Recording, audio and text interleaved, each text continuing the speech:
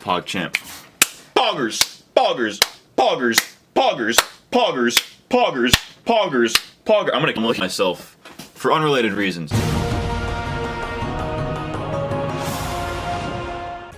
Hey paisanos, it's me, MattCMG, and welcome back to another Avatar Month video. In doing research for last week's video about Avatar ships, as well as another video coming later this month, I've had to do a decent amount of research into what the culture of the Avatar fandom was like when the show was first airing. I was around when the show was first coming out, like I was alive, I was conscious, I was fucking...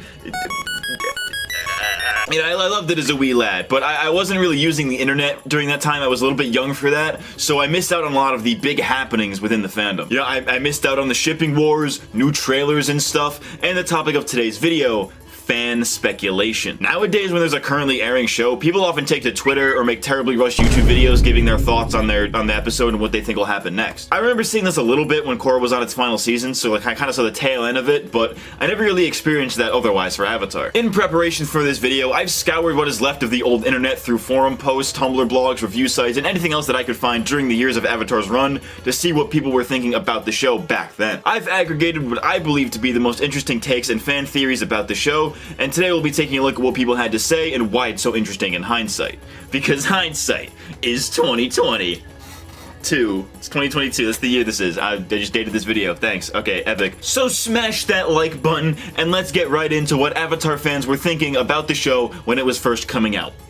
There's really no catchy title for this, is there? But before we get into the spiciest 15-plus-year-old takes, here's a little bit of a history lesson for you. Back when Avatar was first getting popular, many fan sites started popping up for fans to discuss the show. There were a ton of these back in the day, but the most prolific was Avatarspirit.net. The site was abandoned not long after Korra ended and was recently shut down completely, but in its heyday, this was the place for Avatar fans to gather. The site was formatted much like the Pokemon fan site Cerebi, if you've ever used that, and has everything from news, press releases, interviews with the cast and crew, and all kinds of shit. There's not really a need for that kind of thing anymore since that Avatar wiki kind of serves that purpose as well as just, you know, social media in general. There were two very alluring things about Avatarspirit though. One of these was the OKKai section where fans could create and share their fan art of the show, and the place where we'll be going today, the forums. That's how you know this is the old internet, because they were using fucking forums back in the day. We don't see that shit anymore. Because Avatarspirit has been shut down for so long, you kind of have to deal with just web archives of this, and for whatever reason, there's just not a lot of early ones out there, so we'll focus mostly on like Season 2 and Season 3 episodes. Not really much Season 1 out there that I could find. So the first episode that I decided to grab for this was The Cave of Two Lovers. What I find interesting about this thread is that there's a lot of people who simply thought that this girl, this Earth Kingdom girl that Zuko meets throughout the episode, was not only going to be a love interest for him, but was going to become like a recurring character, was gonna like keep popping up. I'm guessing this song character is like the Haru of last season, who can relate to one of the main character's losses. I want to see her again. And of course, more Iroh and Zuko was always a good thing. It was cool to see him talking with that girl, but I was a little stunned at how he stole their ride. Maybe we'll see this being developed later on, but for now Zuko seems to have hit a new low. I guess life on the run will do that. Also, looks like Zuko's gonna get a love interest, eh? I bet we're gonna see that girl again. What was her name again? I bet she'll follow him. Anyways, I thought it was kind of cliche for him to have a romance set up for him like that. I don't want romance for Zuko, at all. But then again, who knows? I may end up liking it. The extreme friendship slash romance slash the power of love had not just Katang, but Zuko and what's-her-name. Personally, I saw friendship hope there, but there who... What the fuck? You need to work on your fucking grammar. Personally, I saw friendship hope there, but who else sees fan fiction with what's-her-name slash Zuko fall in love and he will suddenly realize that he has been wrong all along about his honor, renounce his evil ways and his evil family, and switch sides. So this is kind of interesting. This person's kind of all, I mean, they were kind of already setting up Zuko's redemption arc that early in the season, but it's interesting that this person kind of caught on to the whole like, oh, Zuko switching sides thing this early on in the show, when it wasn't really that focused upon yet. I find it kind of interesting how this girl gets completely sidelined by the fandom when Jin from Ba Sing Se is like one of the top Zuko ships out there, which is kind of crazy because she's yet another one-off character, but like it's I don't know, it's weird to me. The next episode that I wanted to take a look at is one of my personal favorite episodes. I think it's one of the personal favorites of most of the fandom, and it's just a banger episode of all time because it introduces a fan favorite character, Toph. We're talking Season 2, Episode 6, The Blind Bandit. Pretty much every single post in this thread is just praising Toph. Everybody loved Toph immediately, which I think is kind of crazy because it's very rare that you ever get a character that people like right off the bat, especially if you're introducing them midway through a series. Toph has great advantage at earthbending, but she also has great disadvantage disadvantage when attacker has nothing to do with Earth. For example, she can't dodge the metal belt. I think this weakness will play a part in future episodes. This guy, like, low-key, kind of, in a weird, if you really twist it, kind of predicted metal bending, low-key. Toph's whole thing is that she can see everything that's touching the ground, but she can't see anything that's in the air, so it makes sense why she didn't see the metal belt when Sokka drops it. But I don't think it had anything to do with the fact that it was metal. That may just be a coincidence, but I find it interesting that this person was kind of thinking of metal bending before it was even a thing. Here's the thing I don't get. During the swamp episode, everybody saw a vision of someone they have lost, just as Katara and her mother, and Sokka and Yue. So since Aang saw Toph, does that mean Aang will lose Toph? I sure hope not. Besides, Toph has to die sometime. Everyone does. Maybe just maybe when they're like 90. And if Toph somehow has to leave the group, then I'd put money on those people taking her back to her family. I also find it weird that this thread has a lot of discussion about Toph potentially dying, because it's like, fucking why? Like, they just introduced this character just now in this episode, and you're like, when's she gonna die though? Like, shut up, bitch! The next episode that I grabbed for this was another big Toph episode, Bitter Work, or as I call it, the training episode, because I love me a training arc. The only complaint I still have with this show is Sokka. He's barely changed at all from episode 1, it's just a butt of every joke. Even after Yue died, Sokka was barely affected by it. He needs some character development now! The Sokka bashing really brought down my interest in Aang's training though. What does Sokka's joke B-plot have anything to do with Aang's training arc? Granted, they do come together in the end of that episode, but like, what? How does one diminish the other when they're not related until that point? When they're actually they tie together really tastefully. That's a bit of a hot take. Loved Aang's story this time actually as much as Zuko's, possibly a first, but Sokka's bi-plot forced me to not rate this a perfect 10. The season 2 Let's Pick on Sokka tradition got old long before now. I hope the writers jump off the comic relief character bandwagon and get back to the realistic side of Sokka from Jet, Botch over the Water Tribe, and Siege of the North. I prefer the struggling, growing character to the practical joke fall guy. I mean, they do kind of address this person's criticism later on in the season, because throughout the middle to the late book 2, they treat Sokka very, like, nuanced, you know, like, he's still goofy and shit, but he still has these, like, confidence issues, and this is carried all the way into book 3. So I think it's interesting that this person kind of thinks that, you know, neither can coexist, when that's, like, kind of the beauty of his character, is that both of these two sides of his character can coexist like that. Interesting take. I'm surprised that all the people kind of mad about Sokka just being comedic in general in this episode, but I thought it was one of the highlights of the episode. I liked Sokka's B-plot of him being stuck in the hole, because it's funny. I like holes. First off, fuck your bitch! The only issue I have with this episode is Sokka. Out of all the characters, he is the most flat, and that is caused by a lack of depth in character development. I understand that Sokka is used to lighten the mood of what can be a very serious and dark show, but when there seems to have been no substantial development, it gets a bit tiresome. What? Bro, what are you talking about, man? Dude's tripping. Some guy lived like a detailed fucking novel about the Zuko and the Mount scene. Goes a little hard. When I was looking for episodes to see people's hot takes on, I knew immediately that I had to do the book 2 finale, the Crossroads of Destiny. And boy oh boy were these some of the hottest fucking Avatar takes I've seen in a minute. I don't hold any of these takes against these people, because obviously they don't have the full context of the whole show yet. These threads were written when the show was first coming out, so this was right after the episode aired. So it's kinda nutty. Literally second comment. I am so pissed off right now! Worst ending ever! What? Huh? Zuko? Why did he turn evil? I can't believe it! I was expecting it to be so different! This was a major disappointment! Grrr. That's how you know this person was getting bullied in school, when they fucking grrr. You know for a fact this kid watched Naruto and wore the headband to school and got fucking shoved in a trash can for it. So much for Zuko. What an utter disappointment. I kept expecting him to say, "Ha, gotcha," and turn on Azula, but no dice to that. It would have been such a good setup for Zuko versus Azula duel too. I just wonder what this means for Aang. How did he give up Katara? Does he not love her anymore? Was it merely the act of leaving her to fend for herself when he meditated? Great episode up until the ending though. It feels like the past 5 months of character development all got thrown out the window. Season 3 has a lot to answer to. It's kind of funny how people saw this as shocking back in the day when, you know, obviously as somebody who's seen the show numerous times, and every time I've seen this scene, I've pretty much known the entire context of the show for the most part, aside from when I was like a wee little baby boy and I don't remember what I was thinking back then. The fact that people were angry with the fact that Zuko joined up with Azula despite his character development for the season not indicating that, you know, I feel like people like this guy viewed this as, you know, wasting their character development, or like, you know, a writing flaw, if you will,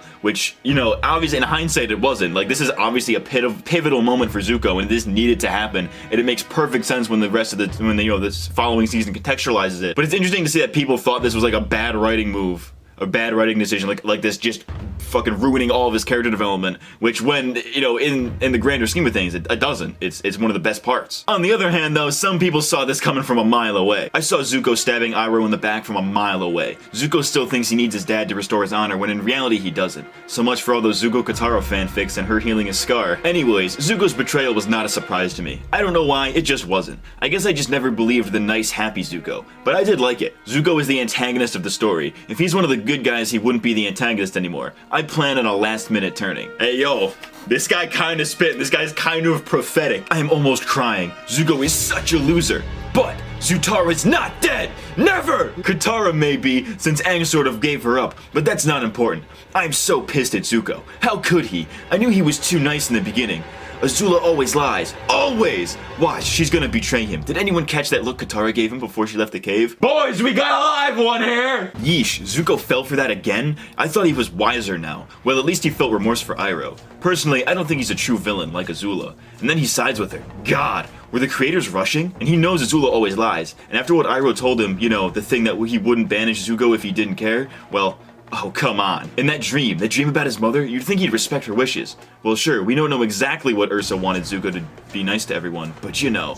Dude, fix your grammar, learn how to fucking type. Listen, guy from 14 years ago, calm the fuck down! I think it's interesting just how, you know, kind of divided people were over the whole Zuko picking Azula thing. Because, you know, it's obviously a very important moment, but some people are kind of thinking with their hearts a little too much. People were thinking with their emotions a little too much, being, you know, personally offended by Zuko making a choice they didn't agree with. And some people even thought it was a writing flaw, while others were like perfectly okay with it and kind of see where it was going into the final season. So interesting little look at that. I thought this was one of the best episodes to choose for this. Moving on to book 3, I kind of avoided doing anything from the first half of book 3, since a lot of it is considered like filler by the fandom, even though it's like not, but like, you know, a lot of people considered it filler, so I kind of knew what I was going to expect when I would read, you know, forum posts about shit like this. You know, you kind of know what people are going to say, right? Like, oh, this was filler, but it was fun, you know, that's not very exciting. However, there's one episode from the first half of book 3 that I did choose to include in this, which is episode 6, The Avatar and the Firelord. Again, you know, much like the first half, you know, we got a lot of people saying, you know, stuff about, you know, about the episode, general stuff about, you know, Oroku's backstory, the relationship with Sozin, Zuko and Aang's kind of parallels. You got people analyzing that kind of stuff, but for whatever reason, people were very, very upset about that fart joke. The episode is awesome, but whoever thought of that fart joke should be fired. It is only a fart joke in your head. Aang was just climbing aboard Roku's dragon. The spikes on the back ridge were what made him make that face. So it's only your dirty mind, and that of the gang who suggested it, that make it grody. This fucking grody, dude. Hey, bro, that's grody, dude. Yeah, the fart joke was unnecessary and a waste of time where something else more important could have been given more time to be explained. My guy, it's like a 10-second joke. Calm down. So far, I am giving this episode an 8 out of 10. The animation seems to be wonderful and the detail beautiful, but I'll wait for the whole episode to give my full judgment. But that fart joke is not going to let me give it a 10 by the end. Fart joke was so funny. Come on, people, this is still a kid's show and kids love fart jokes. The music in the background is what made it seem like a fart, as well as Katara making faces. I vote funny on the fart joke. Made me laugh. Smiley face emoji. This was 2008. This is probably an emoticon. Dabbing. Now this guy is based. Whoever wrote this comment, you're based. This guy is based. This guy is spitting facts.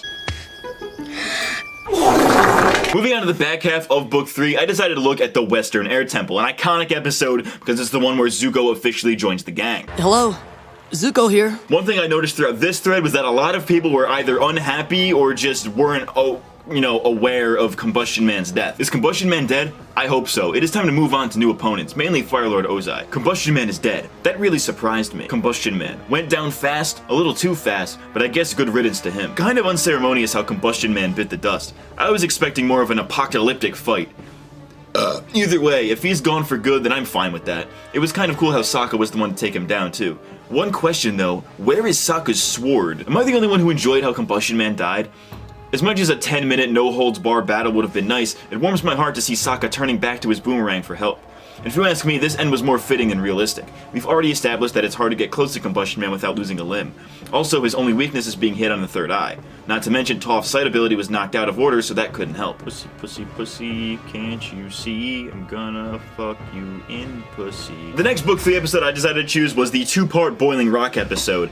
Just because, you know, it's a banger episode and I figured people would have a lot to say about it. There was a bit of speculation in this thread about people who thought Chit Sang was going to be like related to the Southern Raiders somehow. Kind of an interesting theory at the time. Doesn't really make any sense today, but it would be kind of cool if they came back with that. Which doesn't really, I guess it does make sense. The new character in the gang, to me, is probably one of the Southern Raiders who went to the Southern Water Tribe years ago.